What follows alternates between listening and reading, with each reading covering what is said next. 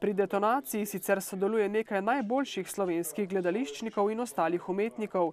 Levji delež glasbe pa bo prispevala Siddharta. Pesmi so večinoma narejene, se pravi, v bistvu to je kot neka glasbena podlaga, ki je sestavljena iz večjih pesmi. Zdaj, vizualno, pa kot samo predstavo, pa v bistvu sploh ne moramo takoj nekje izvaditi razen posebne posamezne segmente, ker smo zelo odvisni od samega prostora. Živimo v nemogoči točki za eno emancipacijo človeka v vseh smereh.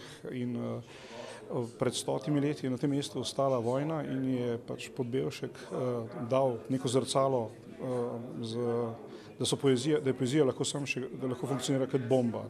Pri detonaciji, ki bo svojstven poklon Antonu Podbevšku in Srečku Kosovelu, bo sicer dejavno sodelovalo tudi občinstvo na Otočcu.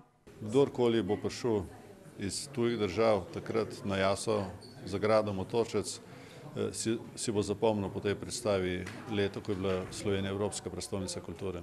Absolutno bo šlo za sodobno analizo stanja stvari skozi pač seveda vprašanja, ki jih prinaša sodobna scenska umetnost. Zaradi velikega zanimanja bosta na sporedu dve detonaciji.